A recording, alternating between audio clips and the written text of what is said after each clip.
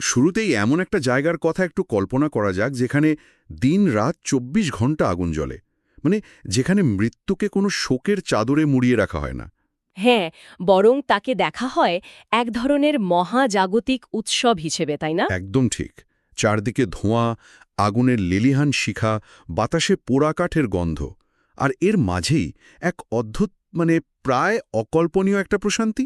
জায়গাটা হলো ভারতের উত্তরপ্রদেশের কাশীতে অবস্থিত মণিকর্ণিকা ঘাট। অনেকেই তো একে the burning heart of India বলে থাকেন। হ্যাঁ, তো আজকের এই গভীর তথ্য অনুসন্ধানে আমরা শুধু এই শ্মশানের ধোঁয়াই দেখব না, এর পেছনের সেই মহাজাগতিক বিজ্ঞান বা আধ্যাত্মিক মেকানিজমটা বোঝার চেষ্টা করব, যা শত শত বছর ধরে মানুষকে এখানে টেনে আনছে।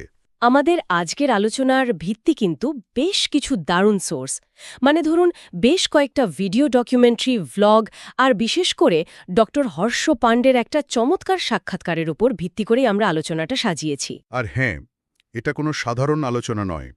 এটি হলো জীবন, মৃত্যু এবং পুনর্জন্মের যে অন্তহীন চক্র, তা থেকে সম্পূর্ণ মুক্তির এক অবিশ্বাস্য সফরের গল্প। চলেন তাহলে একদম গভীরে যাওয়া যাক। শুরুতেই যদি আমরা মণিকর্ণিকা ঘাটের ভৌগোলিক বা পৌরাণিক দিকটা দেখি, যেদিক থেকেই দেখি না কেন, জায়গাটা স্কেল আসলে মাথা ঘোরানোর মতো। মানে বিশাল একটা ব্যাপার, তাই তো? একদম। গবেষকদের একাংশের মধ্যে কাশী বিশ্বের প্রাচীনতম শহরগুলোর একটি, মানে যার শেকড় হয়তো ৭৫,০০০ বছরেরও বেশি অতীতে ছড়ানো।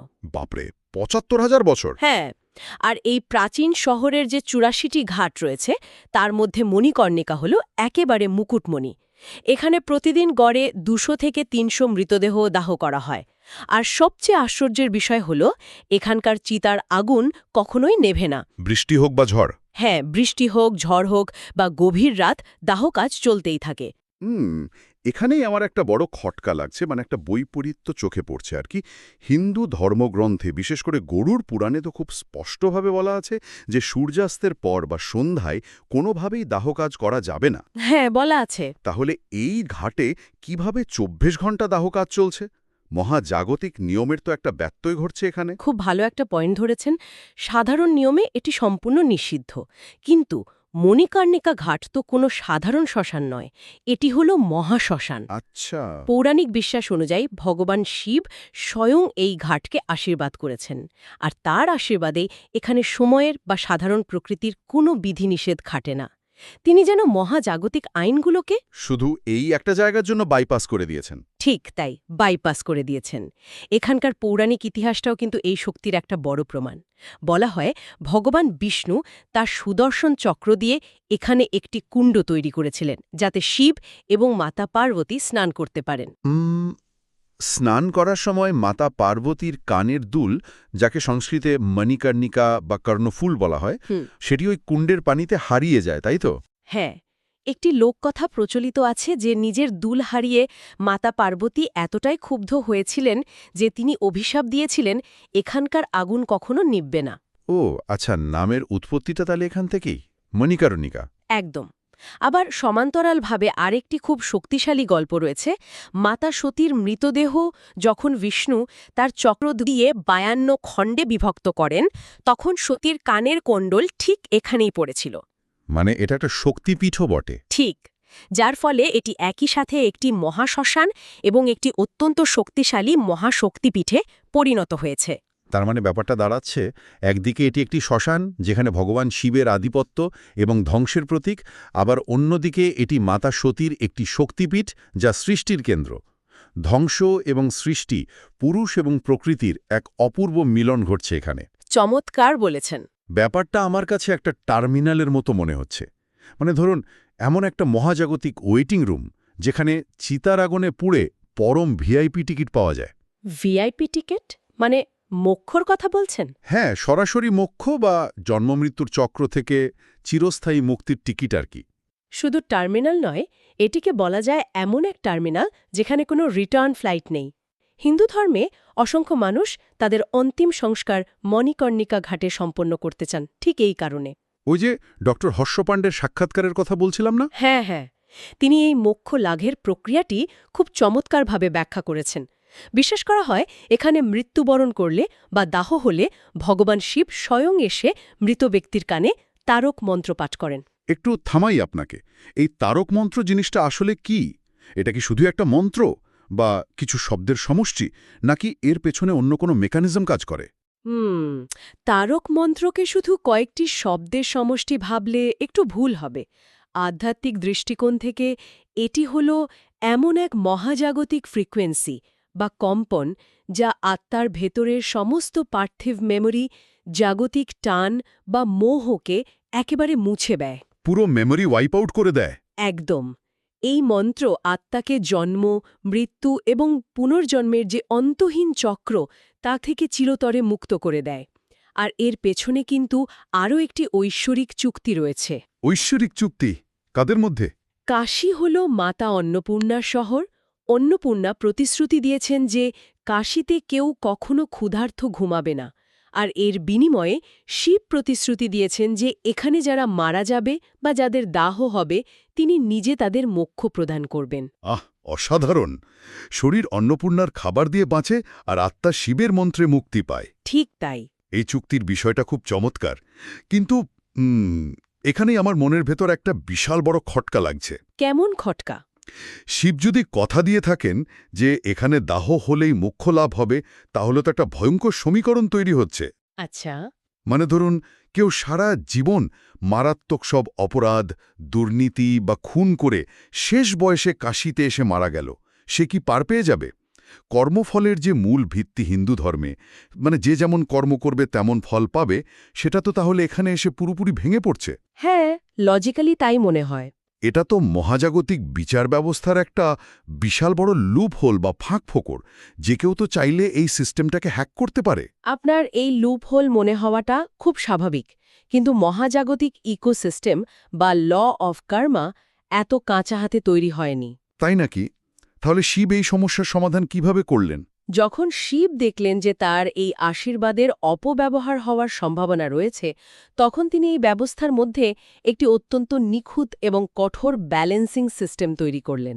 আচ্ছা, ব্যালেন্সিং সিস্টেম। হ্যাঁ, তিনি কালভৈরবকে কাশীর দণ্ডাধিকারী বা প্রধান ম্যাজিস্ট্রেট হিসেবে নিয়োগ দিলেন। কালভৈরব? ঠিক। সাধারণ নিয়মে পৃথিবীর যে কোনো মানুষের পাপ পুণ্যের হিসাব রাখেন ব্রহ্মা, কিন্তু যে ব্যক্তি কাশীতে জন্ম নেয় বা কাশীতে এসে মৃত্যুবরণ করে তার জীবনের শেষ অধ্যায়ের হিসাব আর ব্রহ্মার হাতে থাকে না। তাহলে কার হাতে যায়? ওই যে বললাম, সেই পুরো অডিটিংয়ের দায়িত্ব চলে যায় কাল ভৈরবের হাতে। আর ঠিক এখানেই আসে ভৈরবী যাতনার ধারণা। ভৈরবী যাতনা নামটা শুনলেই তো কেমন একটা গা ছমছমে ব্যাপার মনে হয়। এই লুপহোলটা বন্ধ করার জন্য কালভৈরব আসলে কি করেন? ভৈরবী যাতনাকে একটা স্পিরিচুয়াল কম্প্রেশন অ্যালগোরিদম হিসাবে চিন্তা করতে পারেন। Spiritual compression algorithm? একটু বুঝিয়ে বলুন।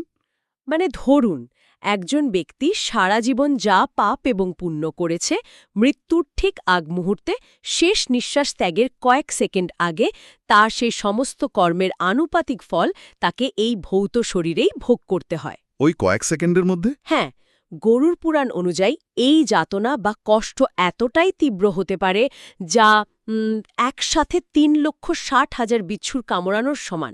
3,60,000 বিচ্ছু? মানে এটা কি বলছেন? একটা মানব শরীর, তা আবার মৃত্যুর ঠিক আগের মুহূর্তে এত তীব্র যন্ত্রণা কিভাবে প্রসেস করবে? এটা তো ফিজিক্যালি ইম্পসিবল মনে হচ্ছে। হ্যাঁ, ফিজিক্যালি ইম্পসিবল মনে হলেও মৃত্যুর ঠিক আগের ওই মুহূর্তেতে না, সময়ের ধারণা বা টাইম পারসেপশন পুরোপুরি বদলে যায়। ও আচ্ছা, সময় প্রসারিত হয়ে যায়? একদম, সময় যেন প্রসারিত বা ডাইলেট হয়ে যায়। বাইরের পৃথিবীর কাছে যা হয়তো মাত্র 1 ভগ্নাংশ সেকেন্ড, ওই মৃত্যুপথযাত্রী মানুষের স্নায়ুতন্ত্রের কাছে তা শতাব্দীর সমান দীর্ঘ এবং যন্ত্রণাদায়ক মনে হতে পারে। বাপরে! অর্থাৎ সারা জীবনের কর্মফলের একটা কনডেন্সড বা ঘনীভূত রূপ কয়েক সেকেন্ডের মধ্যে শরীরের প্রতিটি কোষ দিয়ে ভোগ করানো হয়। এইটা শোনার পর তো পুরো দৃষ্টিভঙ্গিটাই বদলে যাচ্ছে। তার মানে মোক্ষ পাওয়ার আগে আত্মাকে তার সমস্ত কর্মের ঋণ একেবারে কড়াই গণ্ডায় শোধ করে যেতে হচ্ছে। কোনো ডিসকাউন্ট নেই? কোনো ডিসকাউন্ট নেই। ভৈরবী যাতনার মূল উদ্দেশ্য কিন্তু কাউকে শুধু শাস্তি দেওয়া নয়। তাহলে? ঠিক আসল উদ্দেশ্য হল আত্মাকে সম্পূর্ণভাবে পরিশুদ্ধ বা জিরো আউট করা। এই তীব্র যাতনার মাধ্যমেই আত্মার সমস্ত ঋণ এই জন্মেই শোধ হয়ে যায়। ফলে আত্মা যখন শরীর ত্যাগ করে তখন তার উপর আর কোনো পাপ বা পুণ্যের ভার থাকে না, একদম শূন্য একটা স্লেট হয়ে যায়। আর ঠিক সেই পরিশুদ্ধ আত্মাকেই শিব মোক্ষ দেন। হ্যাঁ, সেই ব্যালেন্সড আত্মাকেই ভগবান শিব তারক মন্ত্র দিয়ে মোক্ষ প্রদান করেন, কারণ পাপের বা জাগতিক অহংকারের বোঝা নিয়ে কোনো আত্মা সেই উচ্চতর ফ্রিকোয়েন্সি বা মোক্ষ লাভ করতে পারে না। অসাধারণ একটা মেকানিজম। এটি আসলে কোনো ফাঁকফোকর নয়, বরং একটি অত্যন্ত কঠোর ও নিখুঁত অডিটিং সিস্টেম, যেখানে মৃত্যুর ঠিক আগে ফাস্ট ফরওয়ার্ড করে জীবনের সব হিসাব চুকিয়ে দেওয়া হচ্ছে। একদম ঠিক বলেছেন। এখন এই যে এত তীব্র শক্তির একটা জায়গা, যেখানে প্রতিনিয়ত মৃত্যু এবং মোক্ষের এক মহাজাগতিক লেনদেন চলছে, এই পুরো সিস্টেমটা ফিজিক্যালি রান করে কারা? ভালো প্রশ্ন। কারণ প্রতিদিন এত মৃতদেহ, এত আগুন, এসব তো সাধারণ মানুষের পক্ষে ২৪ ঘন্টা সামলানো সম্ভব নয়। একদমই সম্ভব নয়। এই মহাশ্মশানের গ্রাউন্ড লেভেলের প্রকৃত রক্ষক হলেন ডোম সম্প্রদায়। কাশীর মণিকর্ণিকায় দাহ কাজ মূলত এই ডোম সম্প্রদায়ের মাধ্যমেই পরিচালিত হয়। ডোম রাজাকে এই মহাশ্মশানের রক্ষক বলা চলে। আচ্ছা। হিন্দু ধর্মাবলম্বীদের বিশ্বাস অনুযায়ী ডোমদের দেওয়া আগুন ছাড়া দাহ কাজ অসম্পূর্ণ থেকে যায়। তারা ২৪ ঘণ্টা লাশের মধ্যে কাজ করে। আগুনের ৭০০-৮০০ ডিগ্রি সেলসিয়াস উত্তাপ সেখানে। ৭০০-৮০০ ডিগ্রি ভাবা যায়? হ্যাঁ, এই হাড়ভাঙা খাটুনি সাধারণ মানুষের পক্ষে শারীরিক ও মানসিকভাবে সহ্য করা একেবারে অকল্পনীয়। কিন্তু আমাদের সোর্সগুলোতে না একটা খুব রূঢ় পার্থিব বাস্তবতার কথাও উঠে এসছে। দুর্নীতির ব্যাপারটা? হ্যাঁ, মানে দেখা যায় ডোমদের এই কাজের জন্য মাঝে মাঝে ৫ থেকে ১৫,০০০ টাকা পর্যন্ত দিতে হয়। কখনো কখনো কাঠের ওজন কম দেওয়া, কাঠের ব্যবসায় দুর্নীতি বা শ্মশানের বিশেষ জায়গার জন্য অতিরিক্ত অর্থ আদায়ের মতো অভিযোগও শোনা যায়। এগুলো একদমই সত্যি। মানে মোক্ষ লাভের মতো চরম আধ্যাত্মিক একটা জায়গায় এসেও মানুষকে এই চরম বৈশ্বিক বাস্তবতার মুখোমুখি হতে হচ্ছে। তথ্যগুলো একদমই বাস্তব। এবং জানেন, এই বৈপরীত্যটা মণিকর্ণিকা ঘাটের অবিচ্ছেদ্য অংশ। সেটা কিভাবে? যেখানে মানুষের জীবনের চরম শোকের মুহূর্ত, সেখানেও দুর্নীতি বা দর কষাকষির মতো ঘটনাগুলো ঘটছে। এটি প্রমাণ করে যে মণিকর্ণিকা ঘাট কেবল আধ্যাত্মিকতার জায়গা নয়, এটি চরম পার্থিব সংগ্রামেরও জায়গা। পয়েন্টটা লজিক্যাল। ডোম সম্প্রদায় হয়তো সামাজিকভাবে প্রান্তিক, কিন্তু এই মহাশ্মশানে তাদের ক্ষমতা প্রশ্ননাতীত। পার্থিব এই ত্রুটি বা অর্থনৈতিক লেনদেনগুলোর বাস্তবতা তো অস্বীকার করার উপায় নেই, তবে আধ্যাত্মিক মেকানিজমে তাদের অবস্থান একদম নির্দিষ্ট। মানে তারা ছাড়া মোক্ষের দরজা খোলে না। ঠিক, শরীরটাকে ছাই করার যে ফিজিক্যাল লেবার, সেটা তারাই নিশ্চিত করে। ডোমেরা তো ভৌত শরীরের হিসাব মেটাচ্ছে, কিন্তু আত্মার কি হবে? কারণ সোর্সগুলোতে আরেকটা ব্যাপার স্পষ্ট, সব মৃতদেহ কিন্তু এখানে দাহ করা হয় না। নারী, সাপের কামড়ে মৃত ব্যক্তি এবং সাধু সন্ন্যাসীদের মৃতদেহ পোড়ানো হয় না। এর পিছনে লজিকটা কি? বিশ্বাস করা হয় যে এদের আত্মা আগে থেকে অনেক বেশি পবিত্র, বা তারা ইতিমধ্যে জাগতিক মোহ থেকে মুক্ত, তাই তাদের মৃতদেহ সরাসরি গঙ্গা নদীতে প্রবাহিত করে দেওয়া হয়। আগুনের মাধ্যমে পরিশুদ্ধ করার প্রয়োজন হয় না। আচ্ছা, বুঝতে পারলাম। আর আত্মার হিসাব মেটানোর কথা যখন উঠলই, তখন কাশীর সবচেয়ে রহস্যময় অধ্যায়ের কথা তো বলতেই হয়। অঘুরি সাধকদের কথা বলছেন? একদম। অঘুরিদের কাজকর্মের কথা শুনলে সাধারণ মানুষের তো শিউরে ওঠার জোগাড় হয়। লাশের ওপর বসে সাধনা করা, চিতার ছাই মাখা, এগুলো তো সমাজের চোখে চরম অপবিত্র বা নিষিদ্ধ বিষয়। এর পেছনের আধ্যাত্মিক বিজ্ঞানটা কি? আসলে সাধারণ মানুষের কাছে যা বিভৎস, অঘুরিদের কাছে সেটাই মুক্তির পথ। অঘুরিরা লাশের ওপর বসে সাধনা করে, কারণ তারা বিশ্বাস করে সদ্য মৃত ব্যক্তির শরীরে চারপাশে এক ধরনের তীব্র শক্তি বিরাজ করে। এনার্জি রিলিজ হয় আর কি। হ্যাঁ, যখন ভৌত শরীর ধ্বংস হয় তখন বিপুল পরিমাণ এনার্জি রিলিজ হয়। বিশেষ করে যদি কোনো পুণ্যবানের মৃত্যু হয়, অঘরীরা সেই আত্মিক শক্তি গ্রহণ করে নিজেদের তপবল বা আধ্যাত্মিক শক্তি বাড়ায়। আর যদি কোনো পাপীর মৃত্যু হয়? যদি কোনো পাপীর বা অতৃপ্ত আত্মা সেখানে আটকে থাকে, তবে অঘরীরা তাদের তপবলের মাধ্যমে সেই আটকে পড়া আত্মাকেও মুক্তির পথ দেখায়। আচ্ছা, সোর্সগুলোতে কপাল ক্রিয়া নামক একটা প্রথার কথা বলা হয়েছে। অঘরীরা মানুষের খুলিতে খাবার বা পানীয় গ্রহণ করে। অন্য যে কোনো পাত্র থাকতে মানুষের খুলিই কেন ব্যবহার করতে হবে? এর পেছনে সিম্বলিজম বা রূপক অর্থটা খুব গভীর। কপাল ক্রিয়া বা খপ্পর সাধনায় মানুষের খুলি বা খপ্পর আসলে মানব বুদ্ধি, অহংকার এবং পার্থিব জ্ঞানের প্রতীক। মানুষ তো তার মস্তিষ্ক নিয়েই সবচেয়ে বেশি অহংকার করে। ঠিক তাই, অঘরীরা যখন সেই খুলিতে মদ বা ভোগ নিয়ে কালভৈরবকে নিবেদন করে, তখন তার অর্থ হল তারা তাদের নিজস্ব বুদ্ধি, অহংকার এবং সমস্ত পার্থিব জ্ঞানকে ঈশ্বরের চরণে সমর্পণ করছে। ওহ, তার মানে তারা অহংকারকে শূন্য করে দিচ্ছে। হ্যাঁ, তারা শিবকে সবকিছুর মাঝে দেখতে চায়। ভালো, মন্দ, পবিত্র, অপবিত্র, সুন্দর, কদর্য, এই সব কিছুর ঊর্ধ্বে উঠে সর্বভূতে শিব দর্শন করাই অঘরী সাধনার মূল লক্ষ্য। তাহলে ব্যাপারটা দাঁড়াচ্ছে, ডোম রাজারা হলেন এই মোক্ষ কারখানার গ্রাউন্ডেড টেকনিশিয়ান, যারা কাঠখড় পুড়িয়ে বাস্তব কাজটা করছেন। হ্যাঁ, আর অঘরীরা হলেন স্পিরিচুয়াল হ্যাকার, মানে সাধারণ নিয়মে যেখানে মানুষ মন্দিরে গিয়ে পবিত্রতার মাধ্যমে ঈশ্বর খোঁজে, সেখানে অঘরীরা সমাজের চোখে যা চরম অপবিত্র তাকেই হাতিয়ার বানিয়ে সিস্টেমটাকে হ্যাক করে আত্মাকে উচ্চস্তরে নিয়ে যাচ্ছেন। স্পিরিচুয়াল হ্যাকারের কনসেপ্টটা মণিকর্ণিকার ফিলসফির সাথে খুব ভালোভাবে মিলে যায়। তারা সত্যিই নির্ধারিত নিয়মের সীমানা পার হয়ে কাজ করেন। একদম।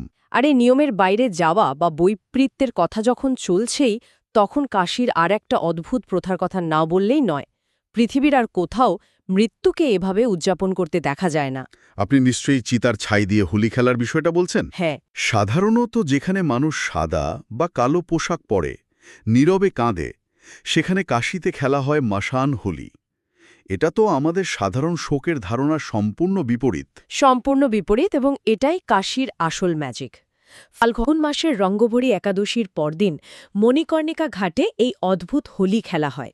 সাধারণ রঙের বদলে ব্যবহৃত হয় চিতার ভস্ম বা ছাই। অদ্ভুত তো। বিশ্বাস করা হয় ভগবান শিব স্বয়ং তার অনুচর ভূত প্রেতদের নিয়ে এখানে হোলি খেলতে আসেন। তবে এর চেয়েও বিস্ময়কর এবং স্পর্শকাতর উৎসবটি হল চৈত্র নবরাত্রির সপ্তমীতে অনুষ্ঠিত মহাশ্মশান মহোৎসব। আচ্ছা, মহা শ্মশান মহোৎসব। হ্যাঁ, এই উৎসবের ইতিহাসটা আমাদের প্রচলিত সমাজের গালে একটা বিরাট চপেটাঘাত। 1585 সালে রাজা মানসিংয়ের সেই ঘটনাটা, তাই তো? ঠিক ধরেছেন। 1585 সালে রাজা মানসিং যখন এখানকার মন্দির সংস্কার করেন, তখন তিনি চেয়েছিলেন একটি বড় শাস্ত্রীয় সঙ্গীতের আসর বসাতে। হ্যাঁ। কিন্তু সমাজের কোনো প্রতিষ্ঠিত অভিজাত শিল্পী শ্মশানের মতো অপবিত্র জায়গায় গাইতে রাজি হননি। তারা মৃত্যুকে অশুভ মনে করতেন। আর তখনই এগিয়ে এসেছিলেন সমাজের সবচেয়ে অবহেলিত মানুষেরা, মানে নগরবধূরা, যাদের আমরা সোজা বাংলায় সেক্স ওয়ার্কার বলে থাকি। একদম। যখন সব অভিজাত শিল্পীরা মুখ ফিরিয়ে নিল, তখন এই নগরবধূরা রাজাকে বার্তা পাঠান যে তারা সেখানে নৃত্য পরিবেশন করতে চান। বাপরে। জ্বলন্ত চিতার মাঝে তীব্র উত্তাপ এবং ধোঁয়ার ভেতর মৃত্যুর চরম সত্যের সামনে দাঁড়িয়ে তারা সারা রাত নৃত্য পরিবেশন করেছিলেন। সেই 1585 সাল থেকে আজ পর্যন্ত শতাব্দীর পর শতাব্দী ধরে এই প্রথা চলে আসছে। প্রতি বছর তারা এই মহাশ্মশানে এসে নৃত্য করেন। কিন্তু তারা কেন আসেন? শুধু কি একটা প্রথা পালনের জন্য, নাকি এর পেছনে অন্য কোনো মোটিভেশন আছে? এর পেছনে তাদের একটি গভীর হৃদয় বিদারক প্রার্থনা থাকে। সমাজের চোখে তারা কলঙ্কিত, অপবিত্র। কিন্তু ওই মহাশ্মশানে চিতার আগুনের সামনে কোনো পবিত্র অপবিত্রের ভেদাভেদ নেই। কোনো ভেদাভেদ নেই, ঠিক। তারা ভগবান শিবের কাছে প্রার্থনা করেন যেন এই জন্মেই তাদের সমস্ত পাপের বা কর্মফলের প্রায়শ্চিত্ত হয়ে যায়। জ্বলন্ত চিতার সামনে নেচে তারা আসলে বলতে চান যে এই নশ্বর জীবনের মোহ তাদের আর নেই। মানে তারা চিরতরে মুক্তি চাইছেন। হ্যাঁ, তারা প্রার্থনা করেন যেন পরের জন্মে তাদের আর এই কলঙ্কিত জীবন যাপন করতে না হয়, তারা যেন মোক্ষ লাভ করেন। এটা শুনলে রীতিমতো স্তব্ধ হয়ে যেতে হয়। একদিকে চিতার আগুন জ্বলছে, লাশের পর লাশ পোড়ানো হচ্ছে, ডোমেরা হাঁকডাক করছে। হ্যাঁ, আর ঠিক তার পাশেই ঘুংঘুরের শব্দ, নগরবধূদের নাচ। জীবন আর মৃত্যু, তীব্র শোক আর উৎসব কিভাবে যে একটা বিন্দুতে সে মিলে যাচ্ছে তা ভাবলেই অবাক লাগে। যদি আমরা এই পুরো দৃশ্যটাকে একটু জুম আউট করে দেখি, তবে দেখা যাবে এই উৎসব আসলে ভালো মন্দের দ্বৈত সত্তা বা ডুয়ালিটিকে মুছে ফেলার এক অসাধারণ প্রক্রিয়া। ডুয়ালিটি মুছে ফেলা? হ্যাঁ, আমাদের সাধারণ জীবনে আমরা সবকিছুকে দুই ভাগে ভাগ করি, শোক এবং আনন্দ, পবিত্র এবং অপবিত্র, সাধু এবং পাপী। কিন্তু মণিকর্ণিকা ঘাট এই বিভেদকে ছাই করে দেয়। এখানে জীবন তার সমস্ত নগ্ন রূপ নিয়ে মৃত্যুর সাথে হাত মেলায়। সত্যি তো। এখানে রাজা আর ভিখারির চিতা একসাথে জ্বলে, আর তার ছাই মিলেমিশে এক হয়ে যায়। সত্যি, আজকের এই আলোচনা আমাদের অস্তিত্বের খুব গভীরে গিয়ে নাড়া দেয়। মণিকর্ণিকা ঘাট শুধু গঙ্গার ধারের কয়েকটা ইট পাথরের শ্মশান নয়, একদমই না। এটি এমন একটি আয়না যা জীবনের সবচেয়ে বড় এবং অমোঘ সত্য মানে মৃত্যুকে আমাদের চোখের সামনে একদম খোলামেলাভাবে তুলে ধরে। আমরা দেখলাম কিভাবে একটি প্রাচীন ভৌগোলিক স্থান মানুষের শেষ আশ্রয়স্থল হয়ে উঠেছে। হ্যাঁ, আর আমরা দেখলাম ভৈরবী যাতনার মতো একটা সিস্টেম। ঠিক, ভৈরবী যাতনার মতো এক মহাজাগতিক অডিটিং সিস্টেম, যেখানে কর্মফল থেকে পালিয়ে বাঁচার কোনো সুযোগ নেই। প্রতিটি হিসাব মৃত্যুর আগে কড়ায় গণ্ডায় চুকিয়ে যেতে হয়। ডোম সম্প্রদায়ের কঠোর রূঢ় বাস্তবতা থেকে শুরু করে অঘোরীদের রহস্যময় সাধনা আর সবশেষে নগরবধূদের সেই আরতি, সবকিছুই প্রমাণ করে যে কাশীতে মৃত্যু কোনো শেষ নয়, বরং এটি একটি নতুন শুরু বা চিরস্থায়ী মুক্তির দরজা। একদম।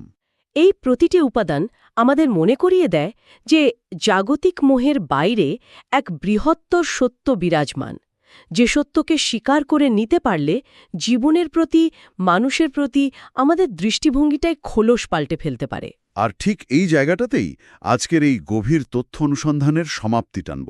তবে যাওয়ার আগে একটা চিন্তা মাথায় ঘুরপাক খাচ্ছে। কি চিন্তা? মণিকর্ণিকা ঘাটের ওই জ্বলন্ত চিতাগুলো প্রতিদিন আমাদের চোখে আঙুল দিয়ে দেখাচ্ছে যে মৃত্যু জীবনের সমস্ত অহংকার, পদবি, টাকা পয়সা আর বিভেদকে পুড়িয়ে এক নিমেষে ছাই করে দেয়। একদম ঠিক। যদি আমরা আমাদের প্রাত্যহিক জীবনে আমাদের প্রতিদিনের ইঁদুর দৌড়ার সিদ্ধান্তের মধ্যে এই নশ্বরতার সত্যটিকে সবসময় মনে রাখতাম, তবে আজকের এই দ্বন্দ্বমুখর হানাহানিতে ভরা পৃথিবীটা ঠিক কতটা অন্যরকম হতে পারত। সত্যি ভাবার মতো একটা প্রশ্ন। এই প্রশ্নটাই আজকের সবচেয়ে বড় ভাবনার বিষয়। আমাদের আজকের এই গভীর আলোচনা এখানেই শেষ হচ্ছে। কথা হবে নতুন কোনো অজানা বিষয়ের গভীরে। ভালো থাকবেন,